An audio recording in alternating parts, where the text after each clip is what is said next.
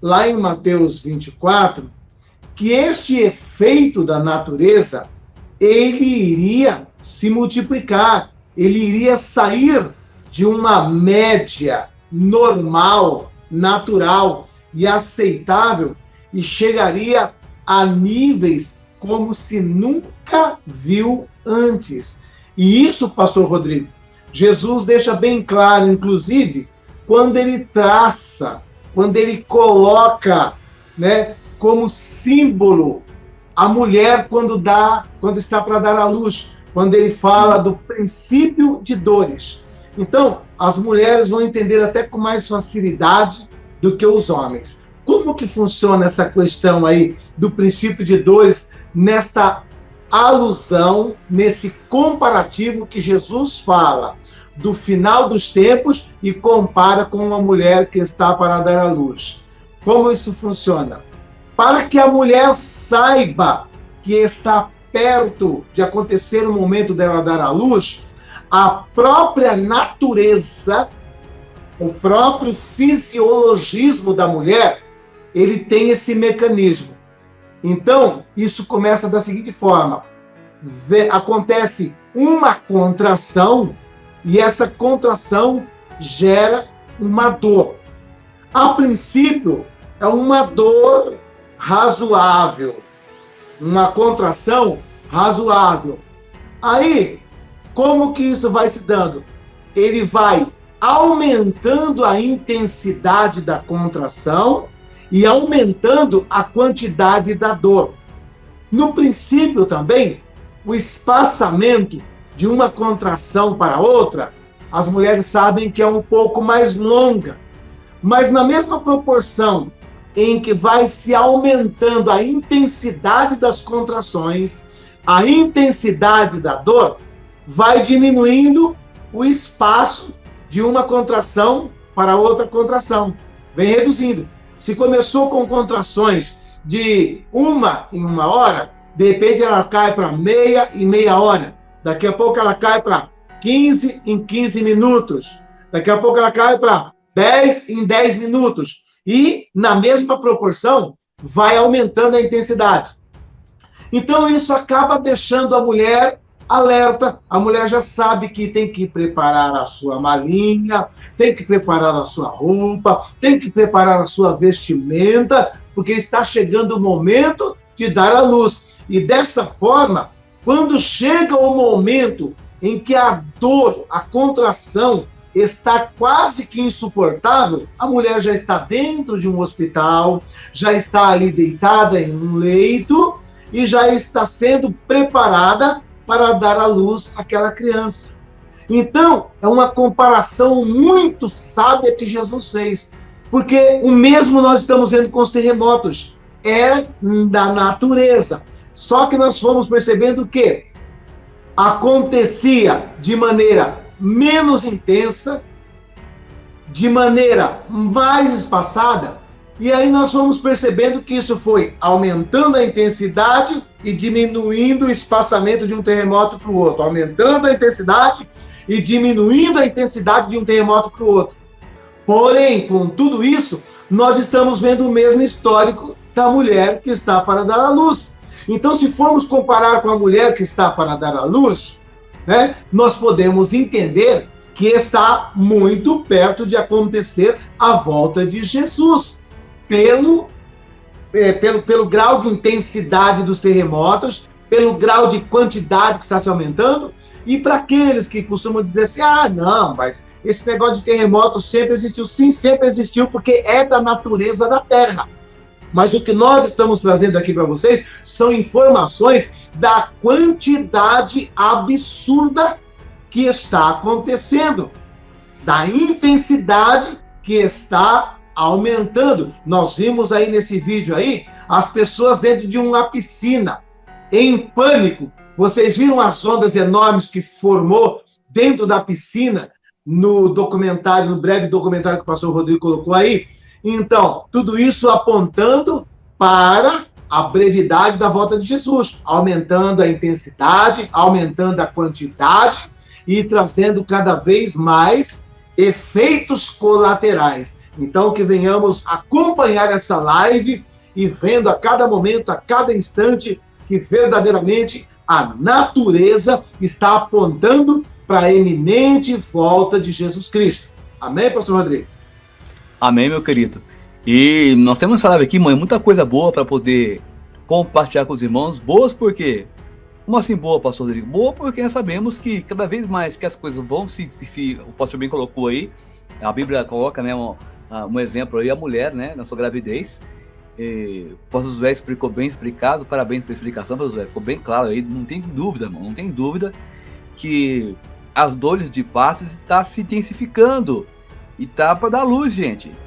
O que ocorre? Ocorre que não é só a questão dos terremotos, é que os terremotos, em Mateus 24 fala, o aumento dele apontaria para a volta de Jesus.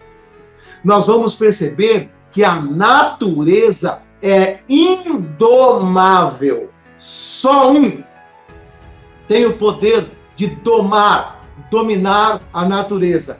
E esse um é aquele que estava dormindo em um barco em meio a uma tormenta, os discípulos em pânico, vendo o tamanho das ondas e a força do vento, e ele se levanta, põe-te em pé, dá ordem para o vento, dá ordem para o mar, e tudo se acalma. Só existe um. E o tio Bill está pensando que ele pode também fazer isso, né? E nós vamos ver aí que, na realidade, é o homem querendo brincar de ser Deus. Mas, no entanto, Deus mesmo mostrará para esses homens aí que eles não têm o poder e o domínio de nada, mas sim que todo poder e domínio está nas mãos de Deus. É por isso que nós, quando estamos trazendo essas matérias para vocês, nós não entramos em pânico. Por quê? Porque nós sabemos que quem está no controle de tudo isso aí, todos esses vulcões que vocês viram o pastor Rodrigo colocando aí, cada um desses vulcões, Deus conhece ele por nome. Deus os criou. Deus tem o poder e o domínio sobre eles. E quando Deus diz, acorda, todos eles acordam. E se Deus der ordem, dorme, todos eles dormem. Então, por que temer se o meu Deus, se o meu Pai é o que dá a ordem para cada um desses vulcões e eles obedecem? E essa questão aí da falha de San Andreas, né, era já comentada por cientistas já no século XIX. Porém, ninguém acreditava, né, dessa falha existir de fato. É uma falha que tem 1.200 a 1.300 quilômetros. Tá? Então, se comentava como uma teoria, até mesmo uma teoria da conspiração, antes do século XX. Até que, então, em 1906, quando aconteceu esse mega terremoto lá na Califórnia, aí sim, todos os cientistas e geólogos foram unânimes em avaliar, em estudar e verdadeiramente concordar que a falha de San Andreas não era mais uma teoria, mas sim um fato, após este grande abalo de 1906. Mas já no século XIX, né, no ano de 1800 e alguma coisa, já tinha cientistas que já falavam desta grande falha aí, de 1.200 quilômetros aproximadamente. Pastor Josué, e fala um pouquinho para nós sobre essa questão aqui também. Além dessa falha aí, tem esse problema aí, né? O ciclo de fogo. Sim, que também na realidade, né, são áreas que estão tanto propensa a abalos sísmicos quanto a erupção vulcânica, né? Por quê? Porque é a região onde se tem o maior número de vulcões. Então você junta aí, né, o maior número de vulcões, mais as questões de falhas geológicas, né, nas placas tectônicas, você junta aí elementos que são fundamentais para desencadear todos esses efeitos catastróficos da natureza. E aí está, então, aí, ó, traçado nesse mapa aí, o chamado circuito de fogo, né? e uma dessas regiões aí que mais tem, né, os vulcões aí é ali em cima, ali perto do Havaí, né? Mas ele percorre uma área muito maior do que o Havaí e tudo mais, né? A gente vê aqui embaixo, aqui, ó, na América do Sul aí, ó, né? Esse circuito aqui, abrangendo principalmente o Chile, né? Que já foi dito ali que já experimentou um abalo sísmico de 9,5 na escala Richter. Então nós percebemos aí que faz sentido, né, este mapa e este círculo de fogo, aonde se acontecem as maiores atividades vulcânicas e sísmicas no planeta, por conta de todo esse sistema aí. Encontros de placas tectônicas, falhas geológicas e um número enorme de vulcões em plena atividade. Então, professor Silvério, nós estamos aí vivendo dentro de um mundo que realmente aí realmente é um barril de pólvora, né? A gente vê aí, existe esse círculo de fogo, inclusive, segundo informações, tem 50 vulcão ativo nesse círculo de fogo, né? Sim, 50. Sim, exatamente. Tá. Exatamente. E o que acontece é o seguinte, né, o pastor Rodrigo? Se formos avaliar, né, a Terra, o planeta, ele seria como se fosse esses blocos geológicos, essas placas tectônicas, são como se fossem enormes embarcações, enormes navios que ficam flutuando em cima desse lago de fogo, em cima deste manto aí de fogo.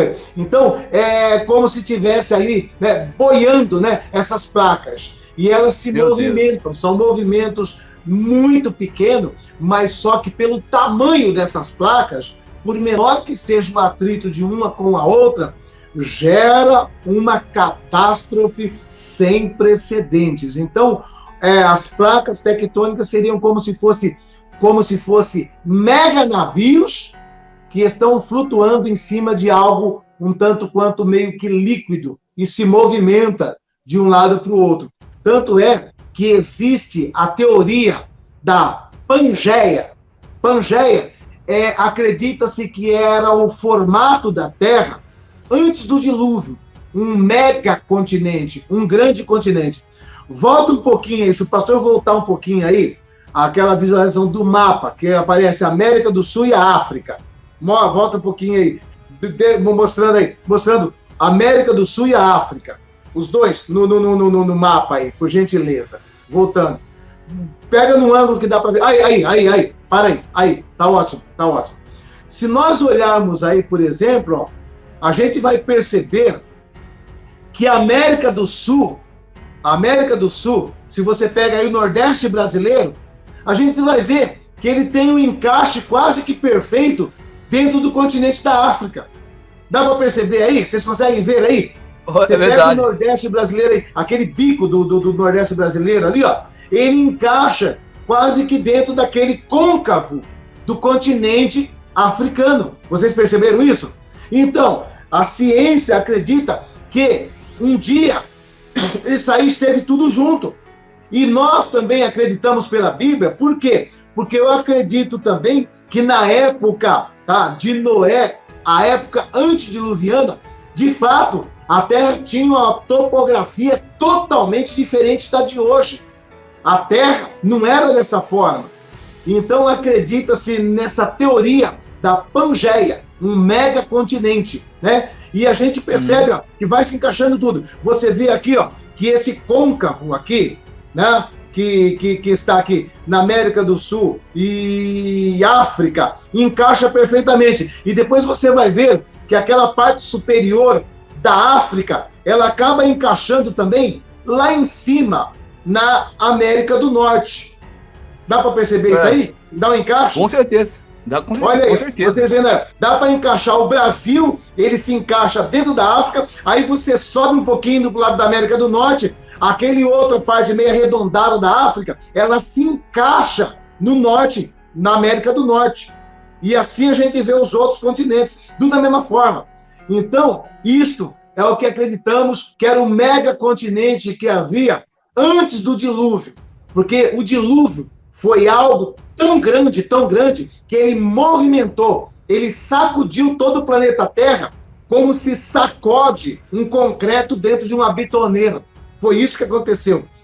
O dilúvio é mais do que chuva. Tem muitas pessoas, Rodrigo, que pensam que o dilúvio foi só chuva. O dilúvio não foi só chuva.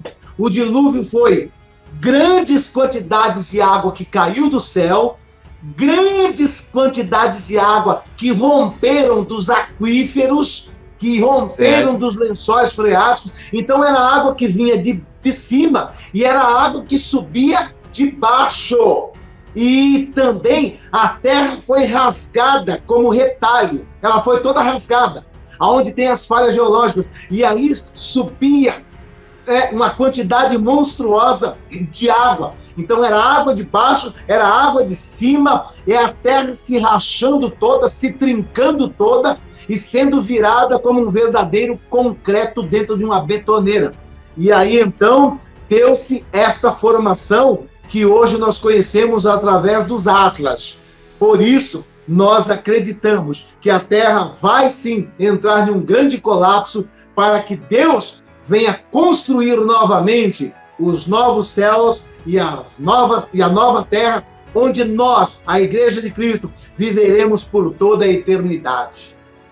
Meu Deus, perfeito, pastor Josué. É uma explicação bacana, né? A gente percebe sim que ali o desenho, né? Igual você falou ali, a abertura se encaixa, se a gente juntar ali, vai unificar realmente ali, né? Pelo desenho da formação ali, dá para perceber certinho. Tem aqui algumas imagens também, pastor Josué, do Santo. Me chama Santo André, agora. A falha de Santo André. Isso, exatamente. Vou pôr as imagens aqui, os irmãos acompanham com a gente. Olha que coisa horrorosa, gente. Olha aí.